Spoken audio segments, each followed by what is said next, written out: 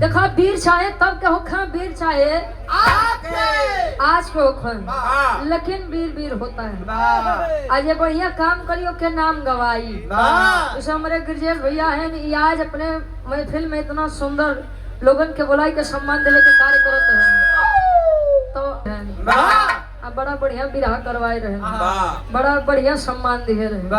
तो सम्मान के बात होता कहो गुरु जी। कवि जी लिखते हैं किसे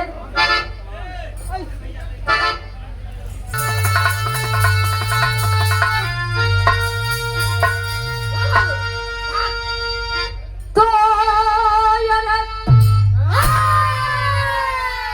आर्य वीर रणधीर ले शमशीर चले, आर्य हीर नाजीर या हीर कालाल बोला, आर्य करके नमन जो बढ़ाए कदम, आर्य तो दुश्मन के तन का है छाल खोला, शान पर जान कुर्बान करके गए, निशान भारत का जिसने न रुकने दिया, औलाद फौलाद जल्लाद बनके अरे मार बैरी समर में न झुकने दिया।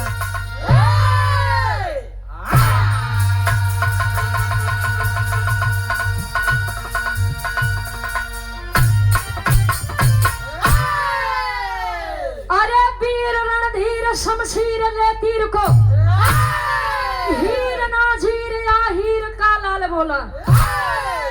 अच्छा पहलन के लोगन गुरुजी एक बात कहा कि जे करे जवानी आवत है तो चोकरत किया वही कहे और वो बेचारों के जवानी चोकरत तैयार है। तो कल एक आए के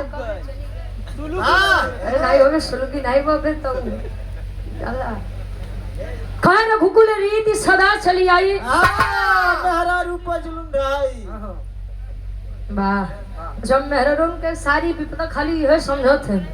अच्छा के करे ऊपर दुख विपत आए हो गुरुजी, सीता के देख ले और सिपणखा के देख ले और ना विश्वास है तारा के देख ले और नहीं भरोसा हो तब मंजीत भैया तब करे मेहरारू से पूछा उनियरे मिली नहीं हो। कहे न भूकुल रीति सदा चली आई, प्राण जाई पर वचन न जाई। बात खातिर आदमी मर मिट जाए लेकिन बात पीछे नहीं हटे के चाहिए। ये मर्दन के निशानी बा। खतन विराह में कोनो लड़का कोनो लड़की बदे अपने बेवफा सनम बदे कहे। मंजीत भैया तोरे लायक गीत बा। कहे कैसे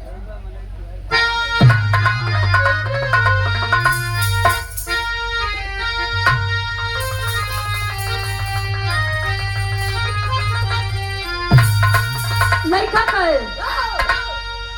आज तो यजी अगर दिलवर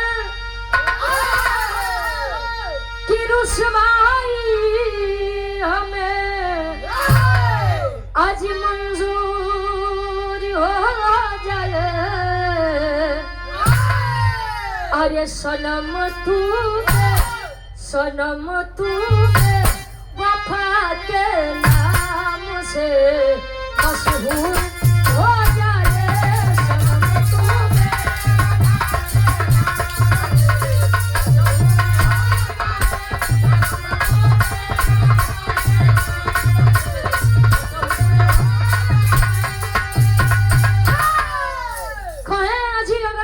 रुसवाई हमें मंजूर हो जाए, सनम तू बेवफा के नाम से मशहूर हो जाए। तरह से बढ़िया कबीर जी फर्ज में लिखते हैं वीरन खातिर कैसे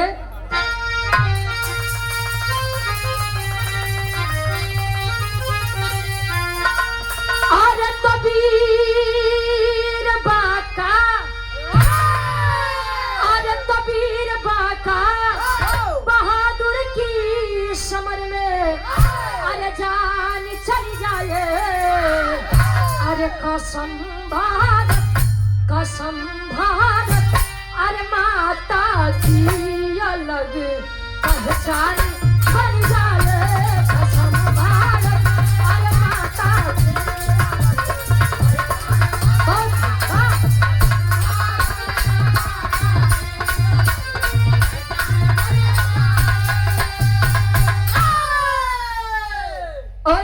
बिरहा जगत के बड़े अच्छे कलाकार। आज बिरहा जगत में जब से हम बिरहा गाते तो पहली मुलाकात बा मेरे श्याम सुंदर भैया से। ये आपके द्वारा सुंदर माला और ढेर सारा माला पुरस्कार देकर सम्मान किया गया। ये पैसे नहीं, आशीर्वाद है। बहुत बहुत धन्यवाद बा। थोड़ा आनी क्या कर बा कैसा बा कभी जी जोहरी छंद में लिखा था राम देव गुरुवारी थोड़ा उठाई के लिखा।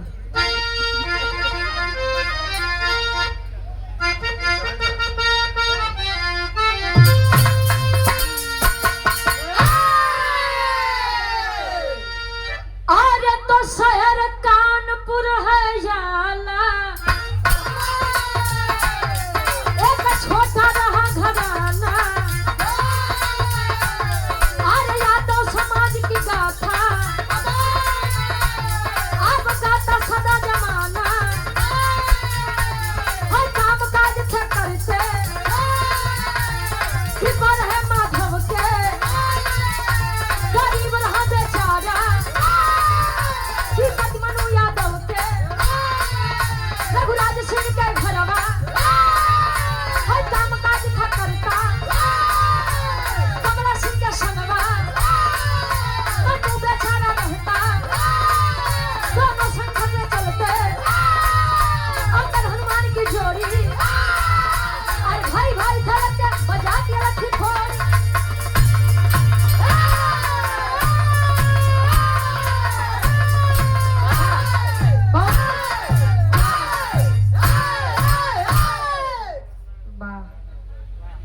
दुख आना एक सिक्के के दो पहलू जैसे होते हैं। जीवन में सुख आया है तो दुख आएगा और दुख आया है तो सुख आएगा। अच्छा आप देखो सावन महीना चलत बा बड़का भैया, तो जे आदमी मुर्गा मछली खात होई हो तो वो छोड़ के भगत हो जाई हो। अच्छा जब भगवान सब जानते हैं तो आदमी पागल करके बनावत। अच्छा इहो खाए वाले में कईयो खबार होते हैं। प्रेमशिला दीदी कितना आदमी यहाँ कही है कि भैया देखा हम मुर्गा मछली तो खाब लेकिन आज के दिन मंगलवार बा, मंगलवार के हमार नहीं चलत। कितना आदमी यहाँ कहीं भैया खाली हमार तरीवे भर से काम चल जाए। तो कितना आदमी यहाँ कहीं देखा खाली अंडा भर से हमार काम चली। पंछी फल अरे वाह बारे पंछी फल। तो कितना आदमी यहाँ खाली उ दिन बेरावत है कि मंगल के नहीं खाइए शनिचर के नहीं खाइए। मतलब करत सब वहाँ लेकिन भगवान के पागल बनावे के कोशिश में यहाँ। भगवान सब जानता तब झूठे उनके तू पागल बनावत है। वाह वाह रे अखिलेश चाचा कहानी कितनी आप लोग समझा। यहाँ छोट सा परिवार बा कानपुर में। बच्चा मन्नू यादव 5 साल की अवस्था जब आई है, 5 वर्ष का हुआ है। माता पिता इस नश्वर संसार को छोड़ कर गए हैं। देखिए कहा जाता है आया है सो जाएगा राजा रंग फकीर।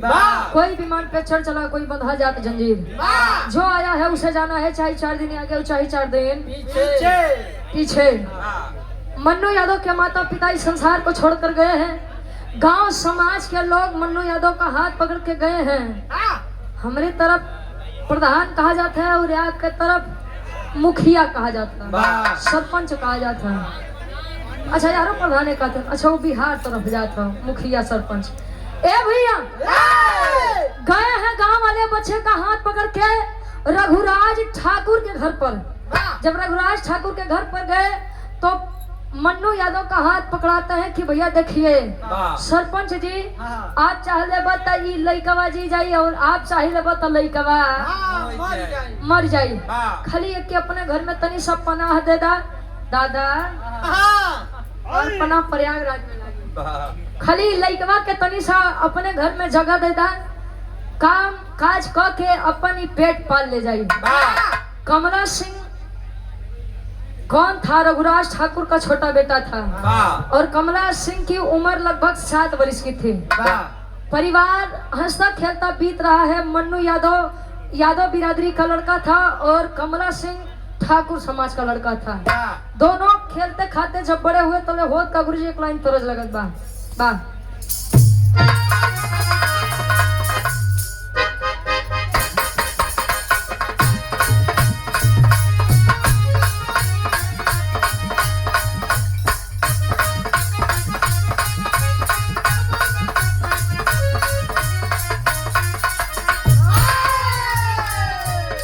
कहे चूड़िया छट छट फोड़ला हमारे नारम कलैया मरोड़ के मंगल राजा आई हो मंगल राजा जी अब का खातिर के पार्टी तोड़ के मंगल राजा जी अब का खातिर के पार्टी तोड़ के मंगल राजा जी अब का खातिर के पार्टी तोड़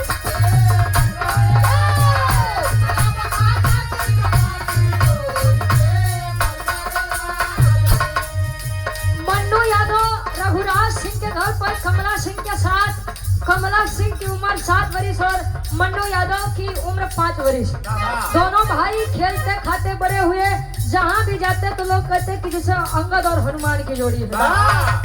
इतना प्रेम, इतना अटूट विश्वास था। जो लोग कहते हैं कि हमारा धर्म ही हमारे लिए सर्वोपरि है, उनके लिए यह भी रहा एक सीख है। अच्छा, खेलते खाते दोनों की उम्र बड़ी हुई और मन्नू यादव कमला सिंह को अपना गुरु समझता था पहलवानी के मामले में, रिश्ते में भाई, लेकिन कुश्ती और दंगल के मामले में अपना गुरु समझता था। हर बारिश के बाद नाग पंचमी के दिन जब कुश्ती रखात बा, एक तरफ कमला ठाकुर और एक तरफ अच्छे से अच्छे वीर, जब भी अवे कमला सिंह से मात खा जावे। चला जैसे यार समाज सभा दरबार लगा बा, बाहर दंगल देखे खातिर लोगन के जमा बा, अतले भीड़ के बाहर एक दादा बहरे निकलत है जकर नाम सुखू दादा बताया गया। जब वो बहरे निकलत है तो रघुराज ठाकुर से एक बात है, का कहे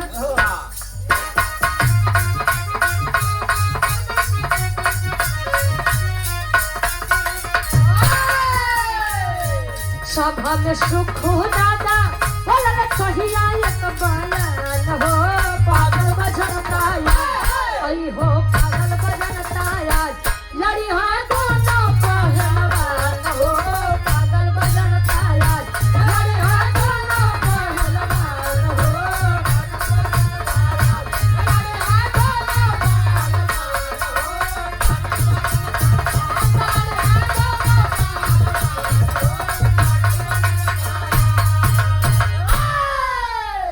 एक मर्द के हाथ में मौगन के हाथ देत है, मतलब कहे तोरे घर में खुदे 2 शेर हैं, एक तरफ कमला सिंह और एक तरफ मन्नू यादव। दोनों पहलवान के कुश्ती में लड़ावा और तब कुश्ती देखे में आनंद। अच्छा, बिरहा होखे चाहे दंगल होखे, कोनो भी चीज होखे, लड़वैया जब बराबरी के मिलत है तो ले वो चीज देखे में बड़ा आनंद आवत है। रघुराज ठाकुर कहे कि बिल्कुल आपने एकदम सही कहा। आज मैं भी तो देखूं कि मेरा धर्म का बेटा और मेरा सगा बेटा, इनमें से लायक कौन है। एक तरफ उसका सगा बेटा यानी कमला ठाकुर और एक तरफ उसका धर्म का बेटा यानी मन्नू यादव। मन्नू यादव के पास जा करके रघुराज ठाकुर बतावत है, का बतावे, अंतरा के ताल में कभी लिखते हैं।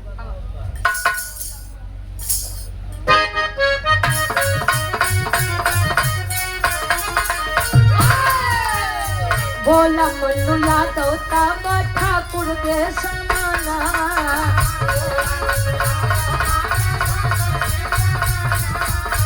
बोला मन्नू यादव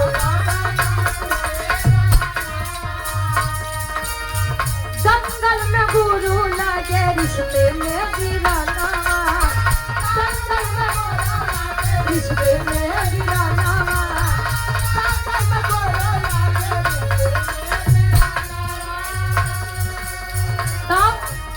मन कहिले मन्नू जब छूटल यारा मान हो पागल बजनता आई हो पागल बजनता लड़ी है दोनों पहलवान हो पागल बजनता लड़ी है दोनों पहलवान हो।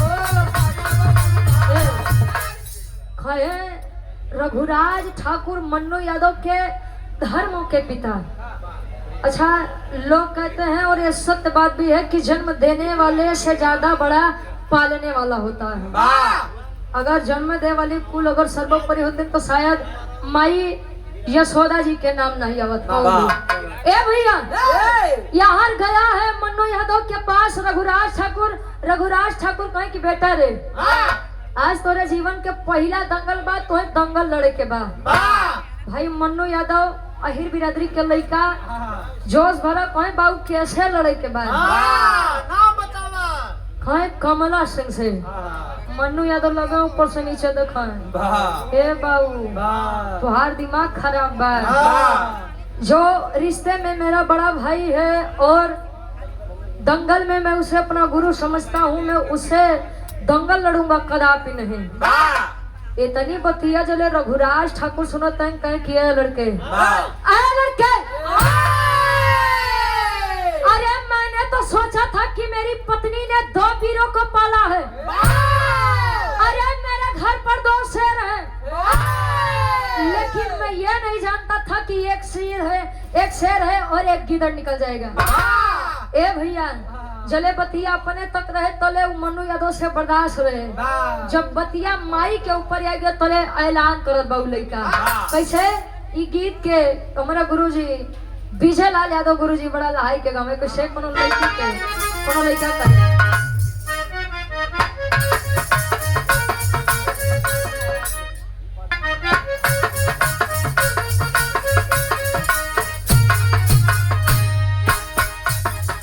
चढ़ल जवानी में गोरिया चढ़ल जवानी में गोरिया काहे बांधल चोली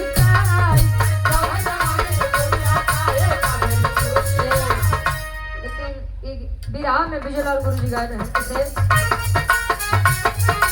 एक दिन मंजिल पाई ओका झंडा जरूर लहराई लगन रही तन मन में ओके के हो न रोके पाई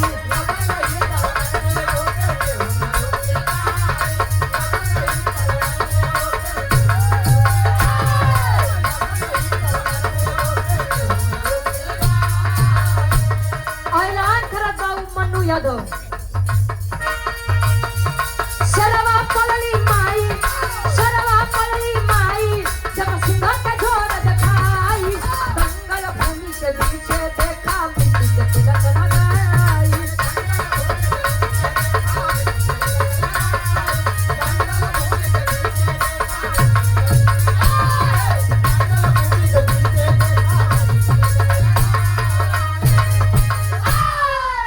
ऐलान कर दिया मन्नू यादव के पिताजी अब लड़ाई के चाहे जैसे हो खा, लेकिन माई से बढ़ के क्यों नहीं बा। अब सामने चाहे कमला सिंह हो खा चाहे और क्यों हो खा, लेकिन अब तो कुश्ती हो खे। अच्छा ये कुश्ती के जब ऐलान होत बा एक तरफ कमला ठाकुर और एक तरफ मन्नू यादव धर्म के दोनों भाई आमने सामने खड़े हैं। ता कमला सिंह सोचे कि हमार छोट भाई बा हमार शिष्य बा ई केतना भर लड़ी पिताजी के लावे के रहन तो कोनो बढ़िया मर्द लेके होते हैं लेके ओबो बहन तो वो हमारे चेला के। अच्छा दोनों पहलवान में कुश्ती होत बा। अच्छा चाहने वाले कुछ होते हैं, कोई कलाकार हो कोई आदमी हो अगर सोच ले कि मैं सबको संतुष्ट कर दूंगा तो ये होकर सबसे बड़ी भूल बा। जे नीक काम करत बा वो गाली खात बा, जे बेकार काम करत बा वो तो खाते बा भाई। जे ढेर अगर केहू बदे खड़ो होत बा तुम्हारा साथ ई पक्का है अगर कोनो फायदा होई तो भाई यार बनाई तई या बड़े तो अच्छा काम नीक काम बेकार काम सब गरियत जाते हैं। ए भैया यहाँ कमला सिंह और मन्नू यादव आपस में कुश्ती पहलवानी का दंगल जब चालू है, कुछ आदमी कहें कि देखा कमला सिंह जीती हूँ ढेर अनुभवी आदमी हैं, कुछ आदमी हैं कहें देखा सब समय पे छोड़ दा, जरूरी नहीं बा कि हमेशा से कमला सिंह जीते तो यो बार कमला सिंह ही जीते हैं। हो सके कि कल का लड़का भी कमला सिंह के हरा दे। दोनों पक्ष के लोग कुश्ती देखत है, टेरी के भाव लगत बा।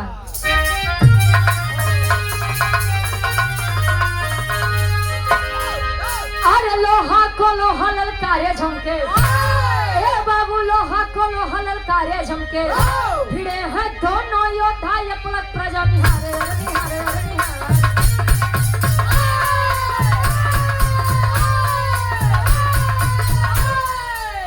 भिड़े हैं दोनों योद्धा ये पलक प्रजा निहारे, लोहा को लोहा ललकारे झमके।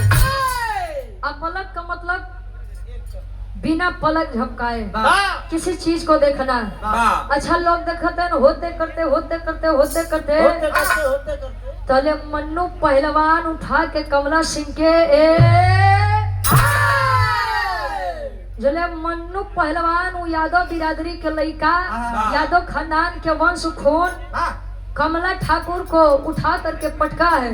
सभा में चारों तरफ तालियों की गड़गड़ाहट होने लगी। अरे वाह बेटा वाह, वाह बेटा वाह, अरे जिया मन्नू पहलवान, वाह बेटा वाह, गजब तो माई तू के पैदा के वाह वाह। कहे वाह बेटा, धन्य है ऐसे माता पिता जिन्होंने तुझे जन्म दिया है, और बाहर ऐसे माता पिता जिन्होंने तुझ जैसे बच्चों की परवरिश की है। तोहरे जैसे लड़कियां। अच्छा आप लोग फूल माला मन्नू पहलवान के ऊपर चढ़ावे, जौन हमेशा कमला सिंह के सम्मान मिले हुआ, आज ओकरे छोट भाई ओकरे शिष्य के मिलत बा, ता ई चीज कमला ठाकुर से ना ही बर्दाश्त बा। साला मेरा ही नमक खा करके मुझसे ही गद्दारी कर रहा है। जिस थाली में खाया है उसी थाली में छेद कर रहा है। मन्नू पहलवान की ये खुशी, ये जीत देख करके उसके भाई धर्म के भाई कमला ठाकुर से बर्दाश्त नहीं हुआ। और एक तरफ क्या भी देखिए कि रघुराज ठाकुर को एक पैसे का गम नहीं है कि मेरा सगा बेटा युद्ध में पीछे हुआ है, दंगल में पीछे हुआ है, और मेरा धर्म का बेटा युद्ध को जीता है। लेकर आया है, अपनी पत्नी को आवाज दिया, और जब आवाज दिया तब मातारी और बाबू मिल के लड़का के आरती उतारते हैं, आशीर्वाद देते हैं। अब मन्नू पहलवान के खुशी देख के कमला सिंह आपस में विचार करत बा, खुद के मन में विचार करत बा, कैसे विराह के आखिरी तरह लगत बा।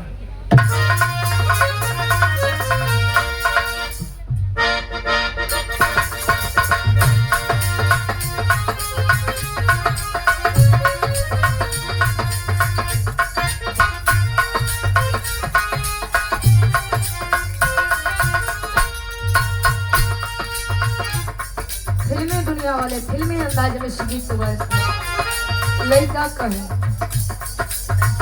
इश्क में तो हर चीज मिट जाती है,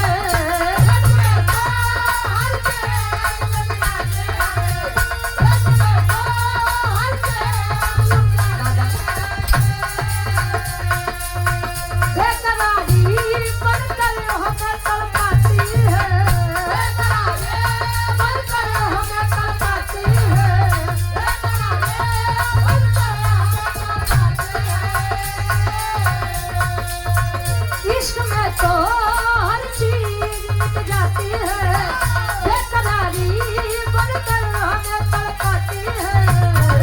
याद याद याद बस याद रह जाती है, याद याद याद।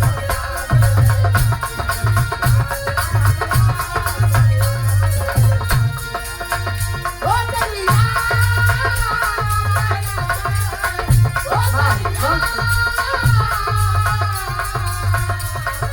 याद याद याद बस याद रह जाती है, याद याद याद।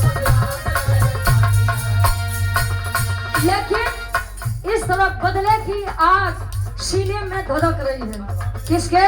कमला ठाकुर के। सोचिए जो भाई कभी साथ चलते थे कमला ठाकुर मन्नू पहलवान, तो लोग ये कह करके नवाजते थे कि अंगद और हनुमान की जोड़ी है। आज वही भाई बड़ा भाई अपने छोटे भाई की जीत को नहीं देख सका और बदले की आग मन में लिया है।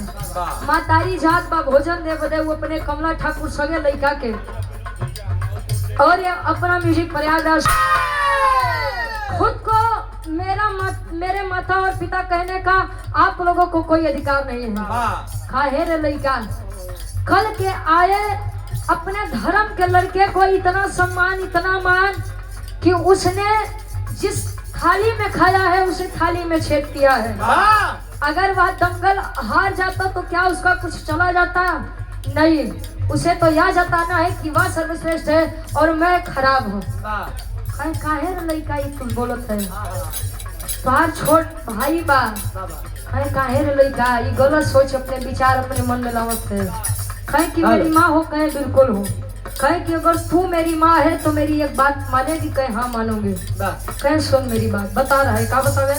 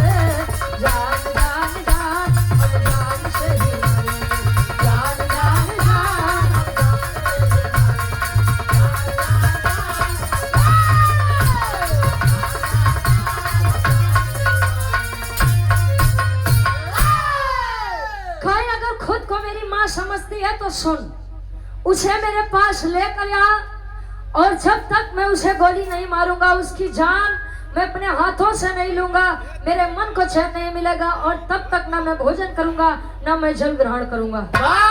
माँ अवाक हो गई, पागल हो, छोटा भाई है जिसे मैंने तुझे पाला है, उसे नाजो और प्यार से मैंने अपने धर्म के बेटे मन्नू पहलवान को भी पाला है।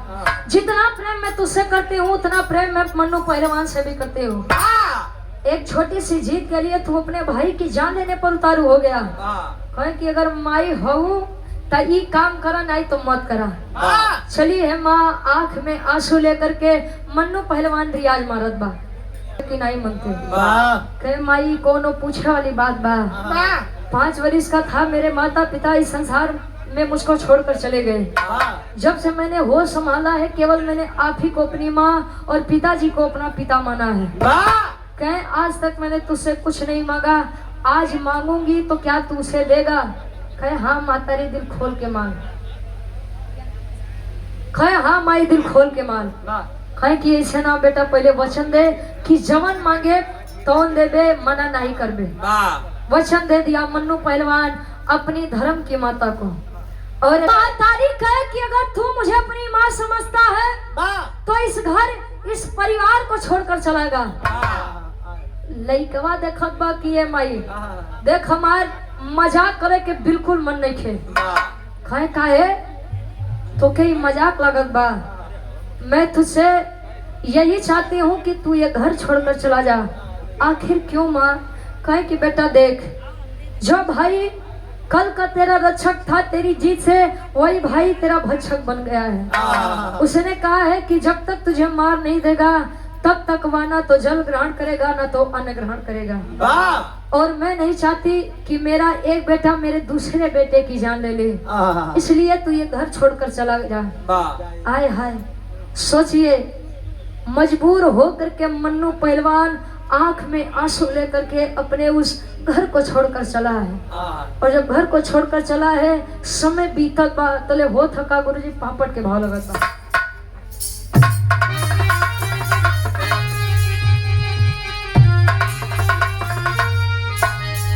अरे मची है कुश्ती बच गया जब डंका शंका मनवा में। अरे मची है कुश्ती जब बच गया हाय डंका शंका मनवा में, तब कमला सिंह बन गया रणबंका शंका मनवा में।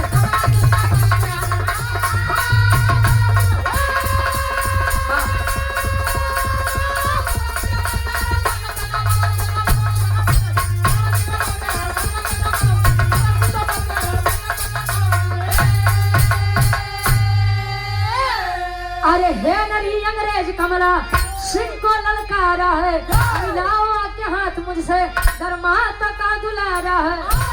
अरे गॉड जाने मिटा दूं तेरी लंका शंका मनवा में। अरे तो गॉड जाने मिटा दूं तेरी लंका शंका मनवा में, तो कमला सिंह है बन गया रणबंका शंका मनवा में। मन्नू पहलवान छोड़कर चला है अपने उस घर को, अपने धर्म के पिता रघुराज ठाकुर के घर और परिवार को। धीरे धीरे समय बीता, फिर से एक बार चारों तरफ कमला सिंह का नाम गूंजने लगा।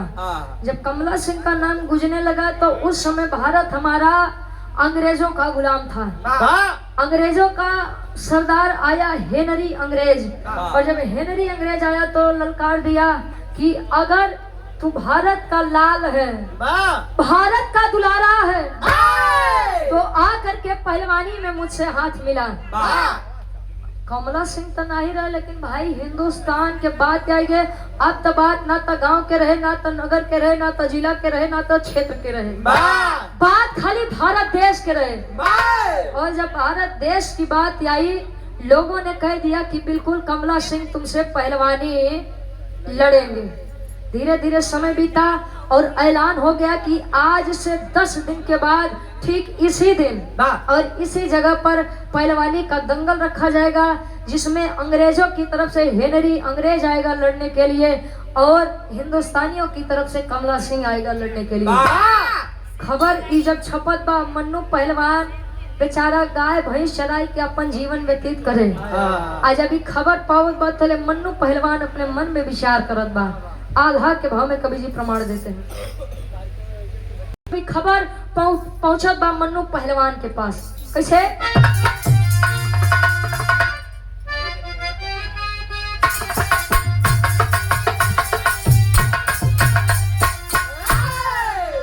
अरे 10 दिन बाद कुश्ती रचल वही भूमि,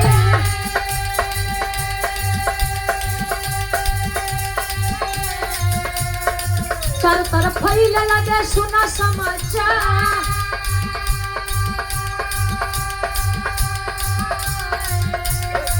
मनु पहलवान तब गैया के चरावत रहले,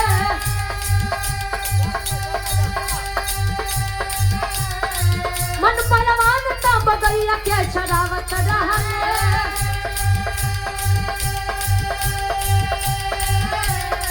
सुन के खबरिया भइल दिलवा पे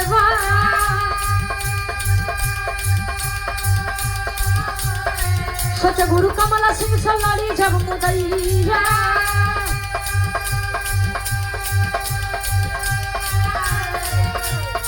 सोच गुरु कमला सिंह से लड़ी जब मुदैया।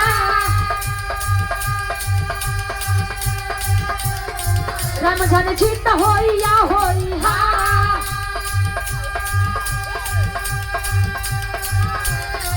लेकिन पहलवानी देखे जाए तो कर में जाना।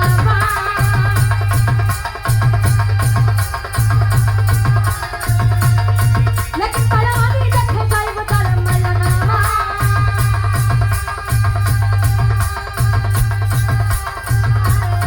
भले गुरु करिया हमारा ऊपर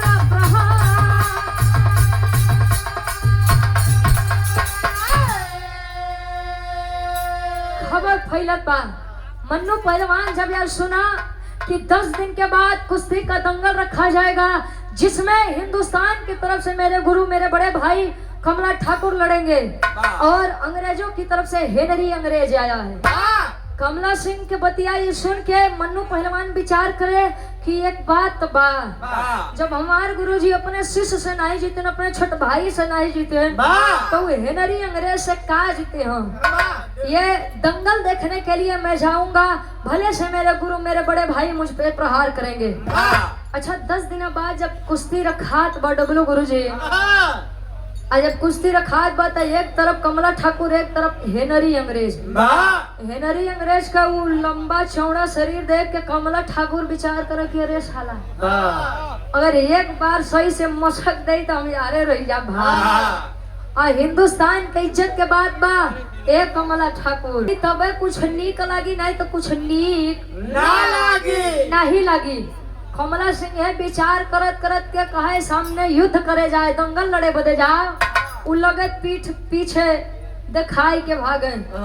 लोग व्याकुल हो गए कि अरे कमला ठाकुर कहाँ जा रहा है, तो दुम दबाई के भागत बा ये बड़का पहलवान बा। अच्छा जब दुम दबा के भागा है कमला ठाकुर, रण दंगल से कूदा है मन्नू पहलवान की हेनरी अंग्रेज। आए हेनरी अंग्रेज,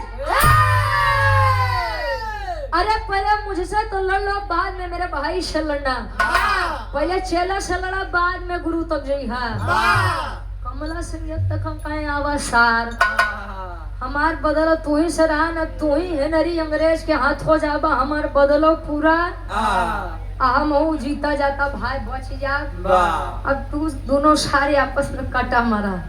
ए भैया एक तरफ हेनरी अंग्रेज और एक तरफ पुनः से मन्नू पहलवान हंस यदुवंश का शान। अच्छा दंगल होत बा, फिर से दंगल जब होत बा दांव पेच लगाया है मन्नू पहलवान और उठा के पटका है हेनरी अंग्रेज को। जब हेनरी अंग्रेज को पटका है फिर से चारों तरफ तालियों की गड़गड़ाहट। अरे बार मन्नू बेटा बा, अरे बार पहलवान, अरे बार पट्टे। यार बात हो बतले हेनरी अंग्रेज निकाल के बंदूक और ताना है कमला ठाकुर की तरफ, और जब कमला ठाकुर की तरफ ताना है तो ले दौड़ के मन्नू पहलवान अपने सीने पर गोली खाया है अपने भाई के लिए। जब अपने भाई के लिए गोली खाया है अपने सीने पे और जब गोदी में लेटा है मन्नू पहलवान तले कमला ठाकुर के अपने गलती के एहसास होगा कि अरे कमला ठाकुर, तू जिस भाई को मारना चाहता था उस भाई ने अपनी जान पर खेल करके तुझे जीवन दान दिया है। अरे भाई, मैं तुझे अच्छे से अच्छे अस्पताल में दिखाऊंगा, बढ़िया से बढ़िया वैद हकीम को बुलाऊंगा, लेकिन मेरे लाल, मेरे भाई, मैं तुझसे अलग नहीं होना चाहता हूँ। तले मन्नू पहलवान हथवा पकड़ के अपने भाई, अपने गुरु कमला ठाकुर से एक बात कहे। का कहे? आखिरी भाव खड़ी के भाव लगत बा।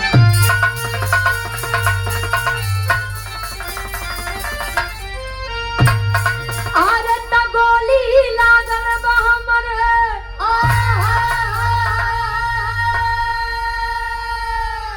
टूटल बयास भैया,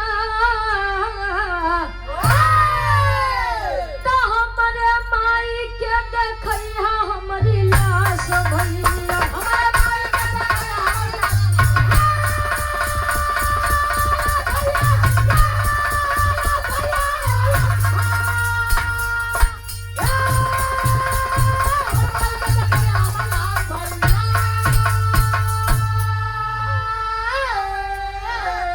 अरे जियत जिंदगी नहीं कई पवली हम सेवा, तो कर जाना चुकाया मखिलाई जो कले।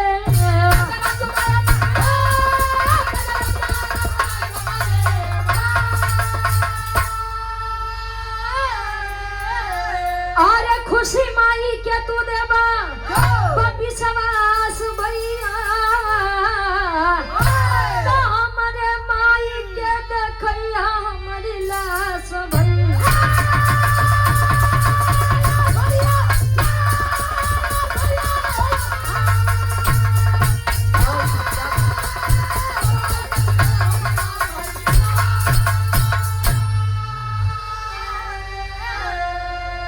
मन्नू पहलवान जब इतनी बतिया कमला ठाकुर कहते हैं, पकड़ के हाथ एक बात कहे कि भैया, जीते जिंदगी आपने मुझसे नफरत की है, और जब मुझे आखिरी क्षण मेरा नजदीक आया है तो आप मुझे बचाने के चक्कर में मत पड़िए भैया। अगर मैंने जाने अनजाने में आपका दिल दुखाया हो तो अपने इस भाई को जाते जाते माफ कर देना भाई, मेरी आखिरी इच्छा को पूर्ण कर देना। कमला ठाकुर पूछत बा कि ऐसा क्यों बोलता है मेरे भाई, मैं तुझे खुद से नहीं जाने अलग नहीं होने दूंगा। इतनी बतिया सुन के मन्नू पहलवान कहे कि भाई, मैंने हिंदुस्तान को बचाने के लिए या जंग तो जीत लिया, लेकिन मैं अपनी जिंदगी की जंग को हार जाऊंगा भाई। मेरी आखिरी इच्छा यही है कि मेरी माँ को आखिरी दीदार करा देना, मेरी माँ को मेरा लाश दिखा देना, उसके अलावा मुझे कुछ नहीं चाहिए भैया। इतना कह करके अपने बड़े भाई कमला ठाकुर के गोदी में अपना दम तोड़ा है, लेकर चला है कमला ठाकुर अपने छोटे भाई मन्नू पहलवान की लाश अपने घर पर।